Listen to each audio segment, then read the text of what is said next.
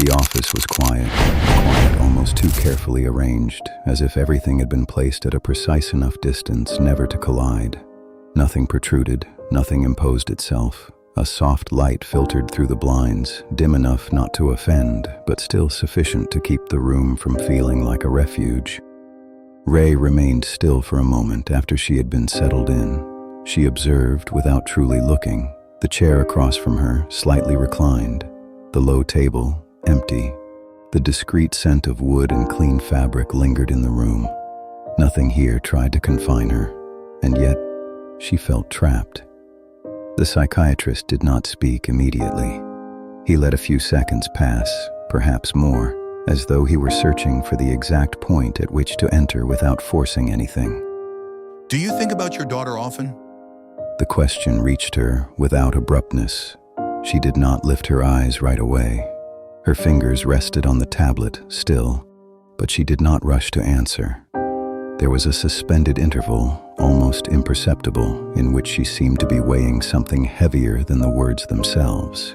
Then she wrote, "Yes."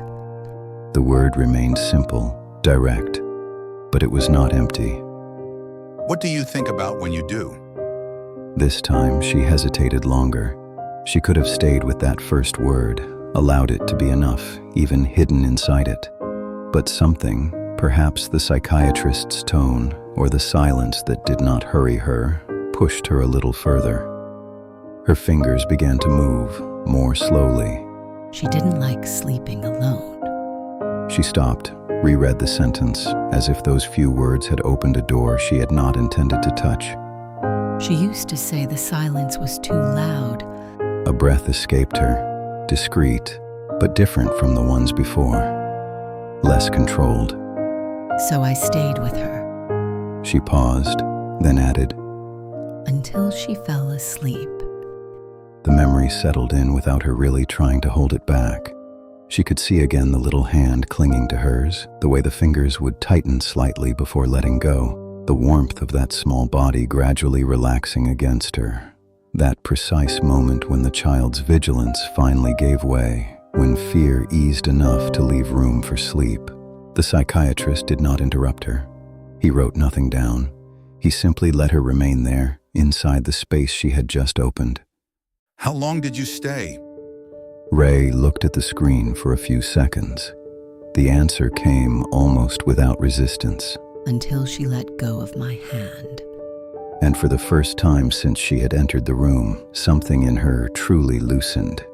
It was not visible from the outside, at least not in any obvious way, but her shoulders lost that almost constant tension, as though this memory, despite everything, was not entirely painful. You love her. The sentence did not take the shape of a question. It simply settled there, like something self-evident. Ray did not answer right away, but she did not look away either. She remained facing the screen, her fingers suspended, unable to deny what had just been named. You still love her. This time, she wrote without hesitation. Yes. The word appeared, and almost immediately, something closed again. Her breath caught slightly, imperceptible to anyone who was not paying attention. Her fingers remained above the tablet, motionless, as if she had only just realized what she had admitted. The image of the little hand vanished brutally, replaced by something else.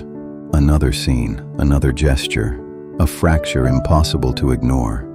Her shoulders stiffened again. I should never have. The psychiatrist tilted his head slightly. Loved your daughter? Ray gave the faintest shake of her head. The movement was minimal, almost restrained. Her fingers trembled slightly before moving again. Done that to her. She did not specify. She did not need to. The silence that followed was no longer the same. It was no longer neutral, nor even peaceful. It was dense, charged with everything she was not saying, everything she could not formulate without colliding with herself. The psychiatrist let that silence exist. Then, with the same gentleness as before, Did she tell you she never wanted to see you again? the question seemed to reach her differently. Ray remained still, but her gaze faltered slightly. A more recent memory imposed itself.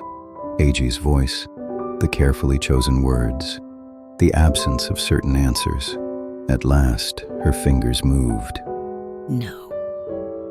Did anyone tell you that? This time she remained without answering, even longer, as if she were trying to verify something she had never truly examined until now. Then, No. the psychiatrist nodded slightly, without triumph, without insistence. Then that idea, He paused, allowing the words to find their place. it did not come from her. Ray stared at the screen. Her breathing grew shorter, shallower. She sensed vaguely where this was leading, and yet she could not turn away. It came from you. There was no accusation in his voice, only exposure. Ray lowered her eyes slightly, not to flee, more as if holding that precise point had become too heavy. Her fingers descended slowly. I don't have the right. The words appeared one by one, steady this time. They did not resemble a passing thought. It was a rule. Something she had decided somewhere between fear, shame, and lucidity. The psychiatrist did not contradict her immediately. He looked at her attentively, as if weighing the true burden of what she had just written. You think you no longer have the right to be her mother? Ray did not answer, but she did not correct him either. And in that silence, there was no longer any doubt. The room had returned to its usual silence, the kind that settled once the corridor lights were dimmed and the staff's footsteps grew farther apart. Nothing disturbed the air except the discreet sound of machines and, sometimes, a distant movement one sensed more than saw. It was a clean silence, almost disciplined, and yet, that evening, it did not soothe her. Ray had not lain down. She remained sitting on the bed, her back lightly supported by the headboard, her legs stretched out before her without any real comfort. The blanket rested only loosely over her knees, as though she had not found the will to slip beneath it. The room was neither cold nor uncomfortable, but she was not trying to settle into it. She remained there, suspended in an in-between. Her fingers rested on her thighs, motionless, but her mind kept returning backward. The psychiatrist's words did not echo like a voice. They returned differently, more diffuse, like an idea she could no longer move around. She could not ignore them any more than she could reject them. They had settled inside her with unsettling precision, as if they had found a space already waiting for them. She had never formulated things that way before. Not so clearly, not so directly. She inhaled slowly, but the air felt heavier than usual, as though each breath demanded an extra effort. At first, she saw again the memory she had evoked earlier, almost despite herself. The little hand, the fragile warmth of that body still too young to understand its own fears. The way Kanté clung to her, as though her presence alone were enough to keep away whatever frightened her. She remembered the weight of that hand in her own, that precise moment when the fingers finally loosened, when the tension disappeared enough to give way to sleep. That memory remained intact. Too intact. It had not been altered by what followed. It still existed, whole, almost cruel in its simplicity, and that was precisely what made it unbearable. Her gaze drifted into the dimness of the room. Then, without her truly controlling it, another image imposed itself, more recent, more violent. She did not see every detail again, not like a clear scene. It was more fragmented, more unstable, a sense of urgency, a sudden, uncontrollable rise, and after that, emptiness, shock, the point of no return. Her body stiffened slightly. She turned her eyes away, as if that alone might be enough to push back what was returning. But it did not disappear. It never truly disappeared. What came next followed on its own. The cell, the reduced space, time stretching without ever truly passing. The gaze of others, sometimes absent, sometimes too present. And above all, the absence of everything that had mattered before, and then that conversation. The last one, She had not forgotten the way he had stood before her, the restraint in his voice, the precision of his words. He had said nothing too much, nothing false either. Kanté is traumatized. She isn't ready to see you. He had not said she refused, nor that she no longer wanted her, and yet... Ray slowly closed her eyes. That was what she had understood, or perhaps what she had chosen to understand. Her fingers tightened slightly against the blanket. She felt something constrict in her chest, less sharp than pain, but present enough not to be ignored. Not a surprise, but more of a recognition. She had never expected an answer. She didn't even try to know, because deep down, she had already given herself one. A breath escaped her, longer this time. Her gaze lowered again to her hands. They were calm, too calm. The same hands that had held her daughters, these same hands that once did her harm. She remained like that for a while, without moving, as if simply looking at them were enough to contain everything she could not bring herself to formulate. Then, slowly, a thought began to take shape, more fragile than the others, less sharp. Is there still something left? She did not speak it aloud. She did not turn it into written words. She simply let it exist, without knowing what to do with it. It was not hope yet, not really. It was too uncertain to bear that name, but it was no longer certainty either. And that alone was enough to unsettle her, because if she was no longer sure, then everything she had built over the past 2 years could begin to give way. Her shoulders tensed slightly. She then inhaled more slowly. Did she have the right to hope? The question struck her almost at once. No. The answer came with familiar speed, almost reassuring in its harshness. She had no right. She never had, and yet. Her gaze blurred slightly. The image of Kanté as a child returned without warning, the way she had clung to her. That total, blind trust that had once seemed impossible to shake. Ray felt her throat tighten. She looked away, but too late. The emotion was already there, not violent or overwhelming, but present enough to crack what she had been holding together for far too long. She remained motionless, caught between two opposite movements. On one side, that familiar, rigid voice reminding her what she had done, what she had become, what she no longer had the right to be. On the other, something quieter, more dangerous, perhaps, an almost imperceptible desire to remain a little longer. To be able to remain near her. The thought passed through her like a fault. Her breath caught slightly, almost with shame.